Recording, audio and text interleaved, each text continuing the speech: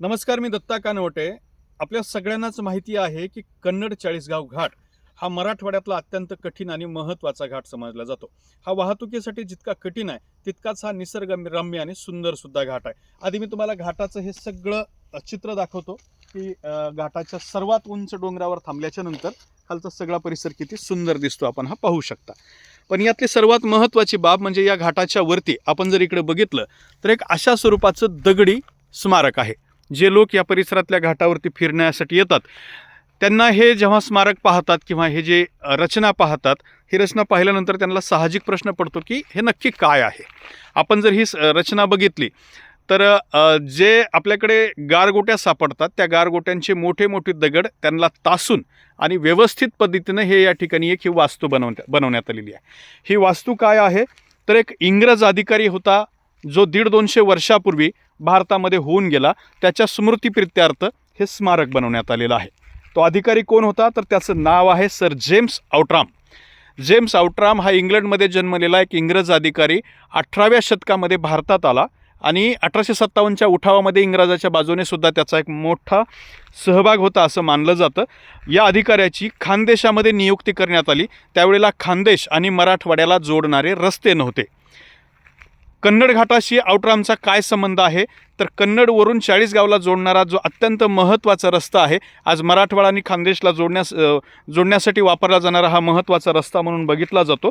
या रस्त्याची निर्मिती करण्याचं काम या जेम्स आउट्रामनं केलेलं आहे. त्यामुळे त्याचं मराठवाड्यामध्ये योगदान महत्त्वाचं मानलं जातं.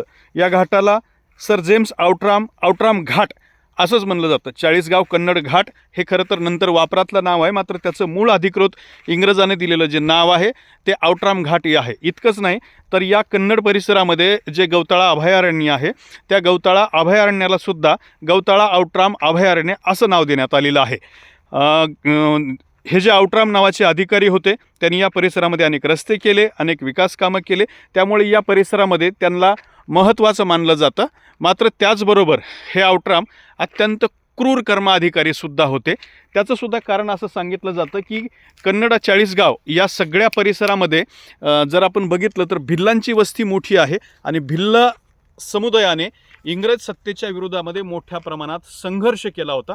आणि हा सगळा संघर्ष करत असताना सर आउट्राम आणि भिल्ल क्रांतिकारकांची एकमेकांसोबत झडप झाली आणि या क्रूर कर्मा आउट्रामने तब्बल 500 भिल्ल क्रांतिकारकांची कत्तल केली होती. त्यामुळे तो क्रूर कर्मासुद्धा आहे.